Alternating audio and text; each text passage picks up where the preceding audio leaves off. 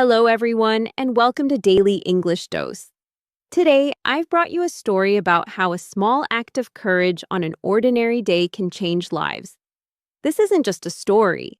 As you practice your English, you'll also learn a deep lesson about courage, confidence, and solidarity.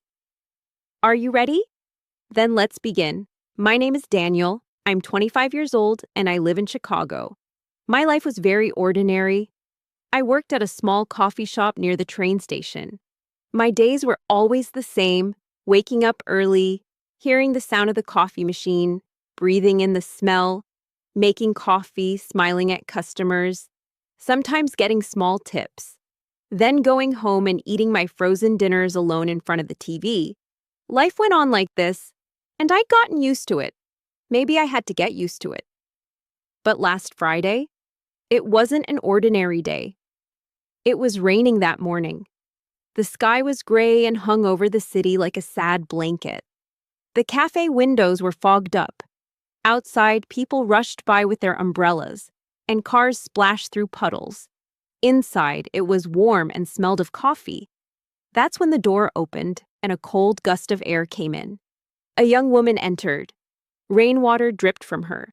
Her long brown hair was wet, and her face held both exhaustion and a deep sense of anxiety. She came quietly to the counter and whispered a coffee order. Then she sat by the window, but she didn't look calm at all. She kept looking at the door, the window, and the crowd outside. Her eyes were full of panic, as if she was running from someone. As I watched her, a few minutes later, the door opened again. This time, a tall man in a black jacket entered. He walked in with firm, determined steps, scanning the room. The whole energy of the cafe instantly changed. The man's eyes locked onto the woman. She suddenly froze. There was pure fear in her eyes. The man was walking toward her. A strange feeling came over me. I sensed that something was wrong. In that moment, I felt like I was in a movie scene. But this was real. The woman looked at me. Her eyes were silently sending me a plea for help. From behind the counter, I called out, "Excuse me, ma'am, you forgot your change." The woman immediately got up and came over to me. She was so fast that she almost spilled her coffee. Her face was as white as a sheet. I whispered to her, "What's going on?" With a trembling voice, she said, "Please, my name is Laura. That man is very dangerous. He can't find me." There was no time to think about what to do. I acted on instinct. I took her to the storage room next to the counter. I opened the door, hid her inside, and quietly closed the door. The man came up to the counter. He looked at me with a hard stare. His eyes were threatening. "A woman was here just now. Where did she go?" he asked. His voice was deep and cold. My heart was pounding. My hands were sweating, but I put a calm expression on my face. "She already left," I said. "She got her coffee and walked out." The man looked at me. It was as if he was trying to read my mind. The silence that lasted for a few seconds felt like an eternity. It was clear he was suspicious of me. Then he shrugged and left the cafe. He was gone. I took a deep breath. I went to the storage room and let Laura out. Her face was deathly pale. "Thank you," she said.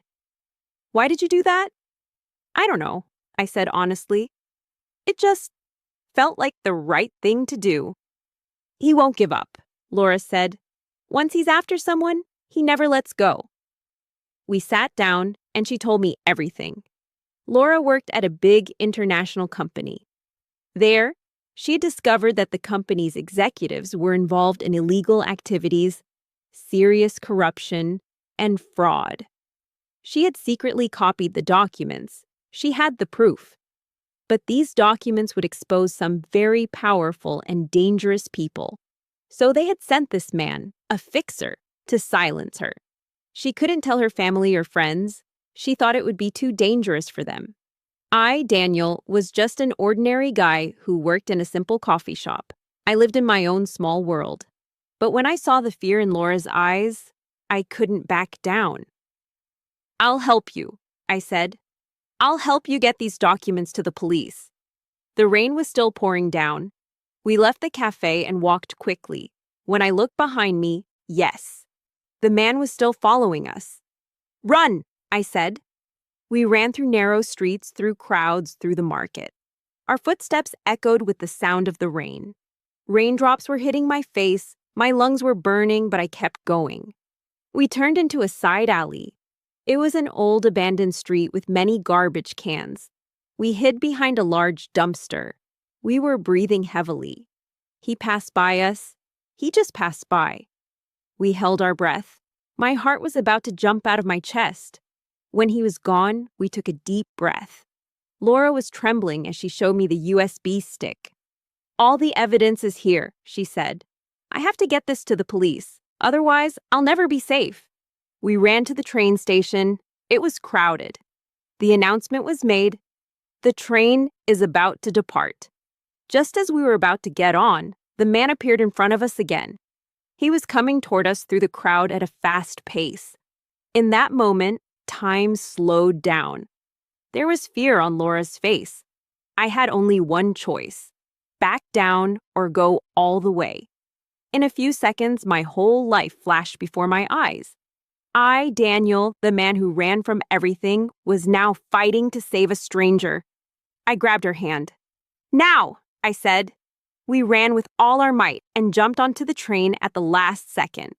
The doors closed and the man couldn't make it. He punched the window. The train started to move. Laura was shaking. Tears were streaming down her face. She looked at me. You saved me. I smiled. No, you were already brave. I just stood by your side. The train went on for a few stops until we reached the police station. Laura handed over the USB. When the police saw the documents, they realized how serious the situation was and took immediate action. Laura was finally safe. In that moment, Laura turned to me, her eyes filled with tears. If it weren't for you, I wouldn't be here today. You saved my life, she said. I didn't know what to say. I just smiled. Because I didn't do anything extraordinary. I just did the right thing. That day, in that cafe, I realized something. Just like Laura, we all have our own battles in life. Sometimes our fears keep us from being the person we most want to be. But courage isn't the absence of fear. It's doing what's right despite the fear. And that day, I realized this. Sometimes an ordinary person acting bravely at the right time can completely change someone's life. One of the most important lessons in learning a language is not being afraid to communicate. Just like Daniel showed the courage to help a stranger, you should show the courage to speak in a foreign language. Remember, mastery starts with practice. They say, one language is one person, two languages are two people. As you practice English, don't forget. Just as you discover your real strength when you show patience and courage in learning a new language, you will also find your true strength in the difficult moments of life when you are brave. Listen to the story again. Write down new words. And try to act with courage in your own life. If you were in Daniel's place, what would you have done in that moment? Have you ever had a time when you found the courage to help a stranger?